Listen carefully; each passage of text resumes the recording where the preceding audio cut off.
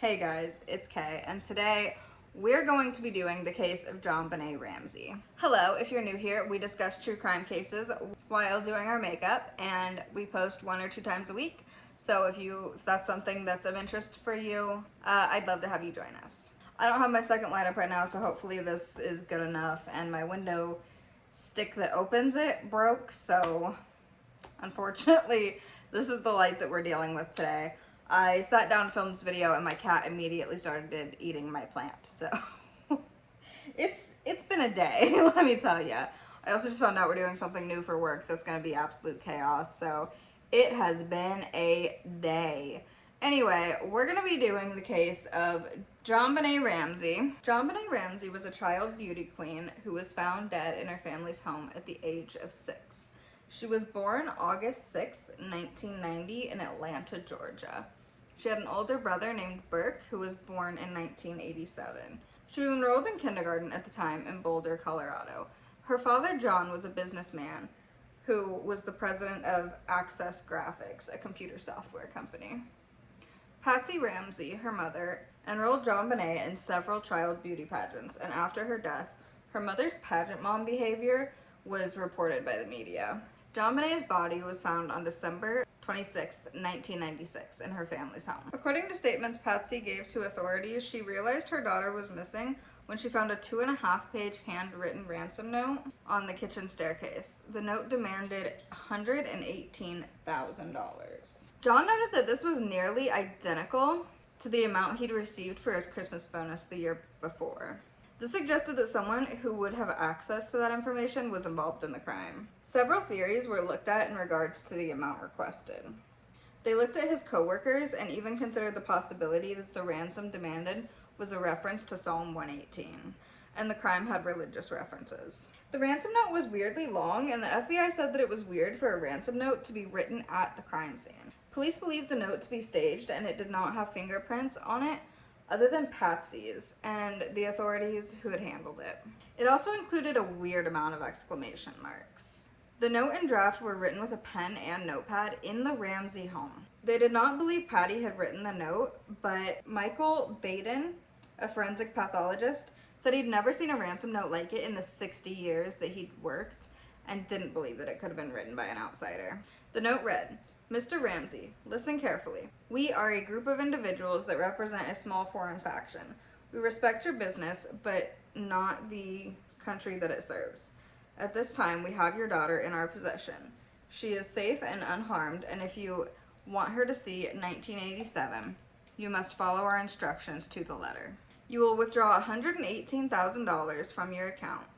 $100,000 will be in $100 bills and the remaining $18,000 in $20 bills. Make sure that you bring an adequate size attached to the bank.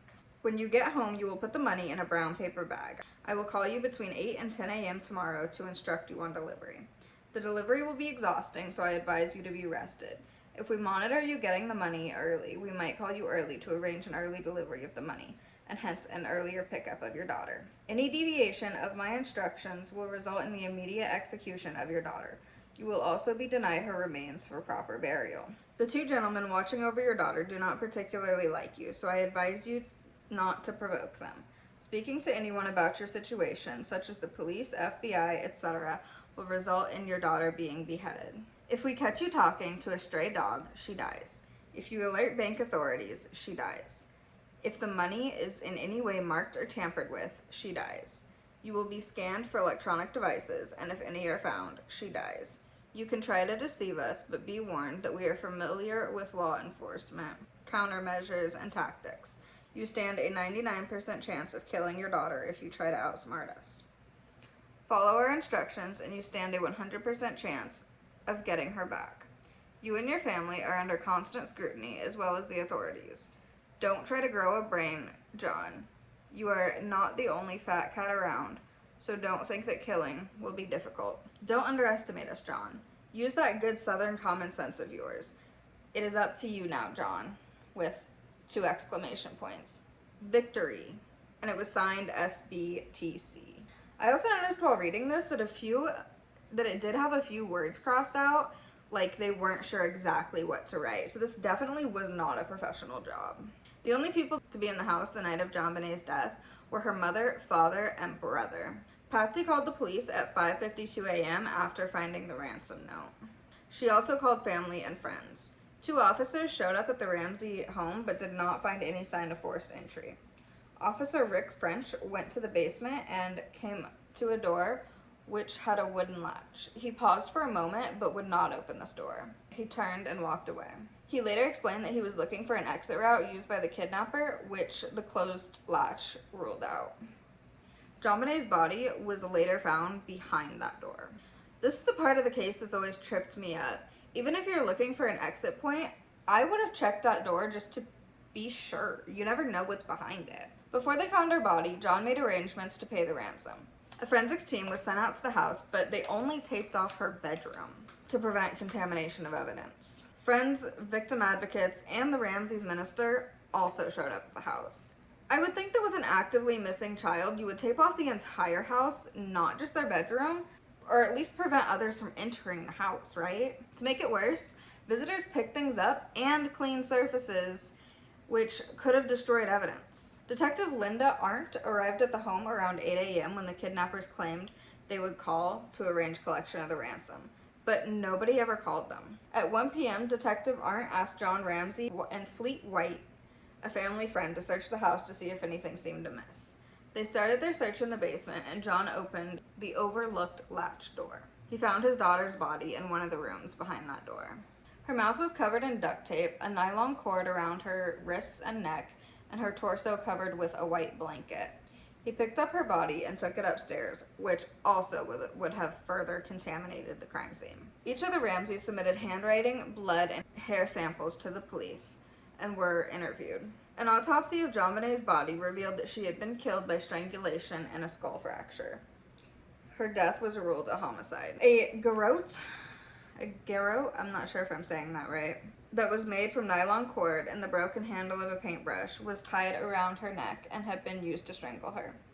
Part of the bristle side of the paintbrush was found in a tub of Patsy's art supplies, but the bottom piece of it was never found. The autopsy also revealed that she had eaten pineapple a few hours before her death. Photos of the home taken by police did show a bowl of pineapple on the kitchen table with a spoon in it, but John and Patsy denied feeding it to her. Burke's fingerprints were found in the bowl, but the parents said he slept through the night and was awakened several hours after the police had arrived. In December 2003, forensic investigators gathered a mixed blood sample on JonBenet's underwear and were able to establish a DNA profile. The DNA belonged to a male suspect and was not that of the Ramseys, so they ran it through CODIS but didn't receive a match. In October 2016, a new report said the DNA was from 2 people other than JonBenet. James Kohler, lead investigator for the DA's office, said there were other traces of male DNA on the cord and paintbrush, as well as 6 DNA samples found. They believed it belonged to the killer but could not determine who it was. A grand jury was gathered on September 15, 1998 to consider indicting the Ramseys for the charges.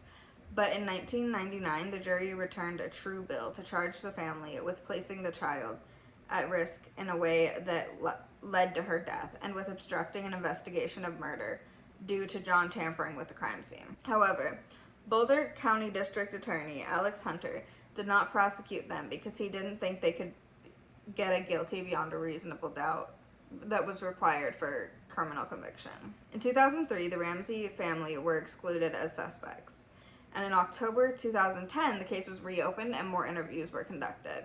No new information was gathered, though. There was still 2 theories, that a family member did it or that someone had broken in and killed JonBenet.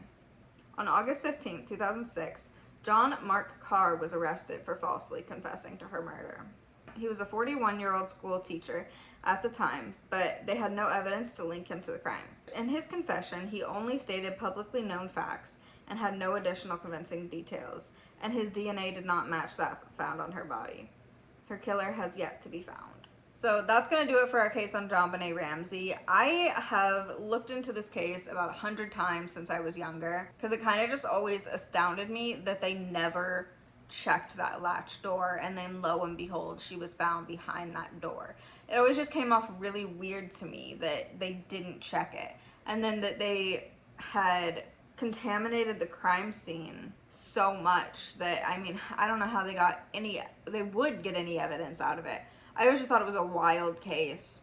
But yeah, so if you guys like that case, feel free to like down below, and if there are any cases that you would like to hear discussed as well, let me know down in the comment section, and feel free to subscribe so that you don't miss future content, and I will see you guys in the next video.